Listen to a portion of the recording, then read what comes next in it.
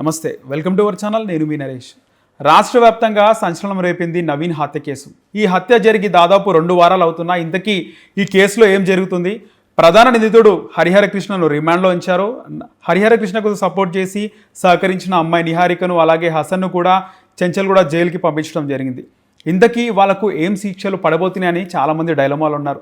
Majority people వాళ్ళకి ఉరిశిక్ష పడితే బాగుంటుంది అని అంటున్నారు. ఎందుకంటే ఇలాంటి ఘటనలు మళ్ళీ మళ్ళీ రిపీట్ అవ్వని. ఈ నేపథ్యంలో ఇంతకీ వాళ్ళకి ఏ శిక్షలు పడతాయని తెలుసుకోవడానికి మనం ఈరోజు పిహెచ్డి స్కాలర్, ప్రముఖ హైకోర్టు అడ్వకేట్, గోల్డ్ మెడలిస్ట్ శ్రీమతి అనురాధ చెరుకూరి గారు ఉన్నారు. మాట్లాడదాం. మేడం నమస్కారం. నమస్కారం మేడం, రాష్ట్ర వ్యాప్తంగా ఈ కేసు అయితే సంచలనంగా మారింది. ఇది జరిగి దాదాపు 15 days అయిపోయినా కూడా ఈ కేసు కోసమే మాట్లాడుకుంటున్నారు. 2-3 కేసులు జరిగినప్పటికీ, ఎందుకంటే ఇంత క్రూరమైనటువంటి హత్య ఎప్పుడు కూడా రాష్ట్ర చరిత్రలో జరగలేదు.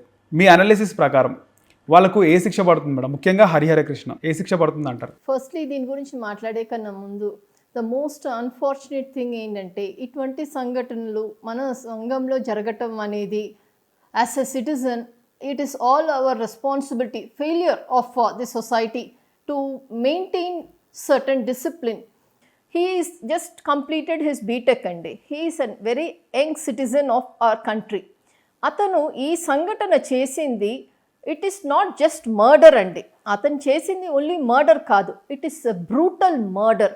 అంటే ఇప్పుడు మర్డర్లో సడన్ అండ్ గ్రేవ్ ప్రొవకేషన్లో కూడా చంపుకున్న సందర్భాలు ఉంటాయి, లేకపోతే సెల్ఫ్ డిఫెన్స్లో చంపుకునే సందర్భాలు ఉంటాయి. బట్ ఈ విషయంలో మీడియా వాళ్ళు చెప్పిన దాని ప్రకారం కానీ, మిగతా మెటీరియల్ ఆన్లైన్ అవైలబుల్ దాని ప్రకారం కానీ, అతని గర్ల్ ఫ్రెండ్ అయిన నిహారిక ఆవిడకి ఆల్రెడీ ఒక కత్తి కొని, గ్లౌజులు కొని, అతను he is planning this murder అని చెప్పడం జరిగింది. చెప్పిన తర్వాత దాన్ని in accordance with that he has invited నవీన్ని పిలిచారు.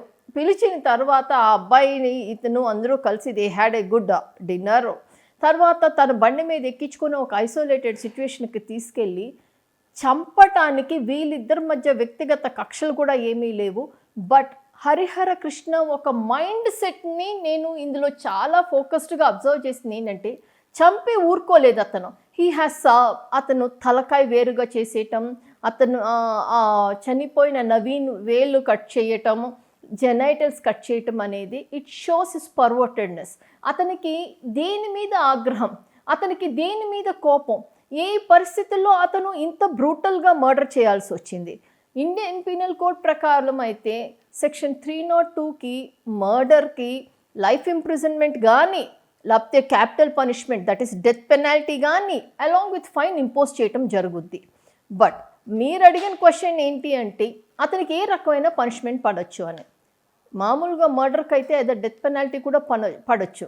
ఈ కేసులో నా పర్సనల్ ఒపీనియన్ ఏంటంటే, it is not just a murder, but it comes under the ambit of rarest of the rare case. మీరన్నట్టు ఇంతకు ముందు గతంలో ఎప్పుడు ఇలాంటివి జరగలేదు అని జరిగినాయి. ఫర్ ఎగ్జాంపుల్ శ్రద్ధ మర్డర్ కేసులో కూడా అతను అక్కడ అక్యూజ్డ్ 32 పీసెస్ అమ్మాయిని 32 ముక్కలుగా చేసి ఫ్రిడ్జ్లో పెట్టి కొన్ని నెలల పాటు కొద్ది కొద్దిగా డిస్పోజ్ చేయటం మొదలుపెట్టారు. సో సొసైటీలో అక్కడక్కడ జరుగుతూ ఉన్నాయి, కానీ ఒకళ్ళు చూసి ఒకళ్ళు ఇది చేయటం జరుగుతుంది. What is that is making them so liberal? అంటే అతనికి ఆలోచన లేదా, అతనికి శిక్ష పడుతుంది అని భయం లేదా? ఉంది, కానీ శిక్ష పడినా కూడా నేను బయటికి రాగలుగుతాననే ధీమా అతనికి ఏమొచ్చింది అనేది ఇందులో ఆలోచించుకోవాల్సిన విషయం ఇది. సో నా ఉద్దేశం ఏంటంటే, ఇలాంటి సంఘటనల్లో క్యాపిటల్ పనిష్మెంట్ ఎప్పుడు అయినా డిటరెంట్గా ఉంటుంది. మన ఇండియాలో థియరీస్ ఆఫ్ పనిష్మెంట్స్లో మామూలుగా అయితే 4 థియరీస్ ఆఫ్ పనిష్మెంట్స్ ఉన్నాయి. బట్ మన ఇండియా అడాప్ట్ చేసుకుంది రిఫార్మేటరీ థియరీ. అంటే ఒక మనిషికి గనక రీహాబిలిటేట్ చేసి రీఫార్మ్ అయ్యి అతను మంచి సిటిజన్గా గనక మన సొసైటీలో ప్రొడ్యూస్ చేయగలిగితే అదే మన ఒక జయం కింద భావిస్తున్నారు. దీని మీద జస్టిస్ కృష్ణయ్యర్ గారు కూడా ఎన్నోసార్లు he Hess advocated on the theory of reformatory.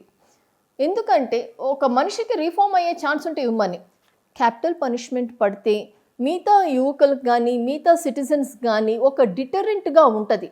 అసలు పనిష్మెంట్ అనేది ఎందుకు ఇస్తాము? ఒక వ్యక్తి తప్పు చేశాడని ఇస్తాము. ఇంకొక మిగతా పబ్లిక్కి కూడా ఈ చేసిన తప్పుకి శిక్ష వేశారు, శిక్ష వేయటం అంత డిటరెంట్గా ఉంటే ఇట్ విల్ ప్రివెంట్ దెమ్, వాళ్ళని కూడా ఫర్దర్గా మళ్ళీ ఇలాంటి తప్పులు మిగతా వాళ్ళు చేయకుండా ఉండటానికి మనం పనిష్మెంట్ అనేది ఇస్తాం. ఇప్పుడు ఈ కేసులో క్యాపిటల్ పనిష్మెంట్ ఇస్తే ఎందుకు బెటర్ అని చెప్తున్నానంటే, the way he has committed the offence proves his brutality. అతను రీఫార్మ్ అవటానికి ఛాన్సెస్ అనేది చాలా తక్కువ కనిపిస్తున్నాయి. ఇది నా పర్సనల్ ఒపీనియన్. ఇండియాలో క్యాపిటల్ పనిష్మెంట్ అనేది కంప్లీట్గా తీసివేయబడలేదు ఎక్కడా కూడా. రీసెంట్గా మనకి ఒక జనరల్ అసెంబ్లీ రెజల్యూషన్ ఒకటి వచ్చిందండి, విచ్ ఇస్ ఆ రెజల్యూషన్ నెంబర్ వచ్చి 77/222. It was adopted and I think 15th December 2022లో. అందులో ఏమన్నారు, మొరటోరియం ఆన్ డెత్ పెనాల్టీ అన్నారు. మొరటోరియం అంటే సస్పెన్షన్, అంటే డెత్ పెనాల్టీ ఇంకా అమల్లో ఉండకూడదు అని. మన ఇండియన్ గవర్నమెంట్ ఒప్పుకోలేదు, మొరటోరియం ఆన్ డెత్ పెనాల్టీ ఒప్పుకోలేదు when it came up with the resolution. ఎందుకని మొరటోరియం ఆన్ డెత్ పెనాల్టీ అంటే మన లాస్లోనే ఫర్ ఎగ్జాంపుల్ ఐపీసీలో 11 అఫెన్సెస్ ఉన్నాయి for which death penalty is awarded as punishment.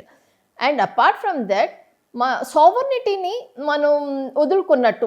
ఇప్పుడు ఈ రెజల్యూషన్ని కనుక సైన్ చేసి ఒప్పుకుంటే కనుక, సావర్నిటీ అంటే we have the right to make our own laws and also to prescribe our own punishments అనమాట. సో యునైటెడ్ నేషన్స్లో జనరల్ అసెంబ్లీ రెజల్యూషన్ని ఇండియా ఒప్పుకోలేదండి.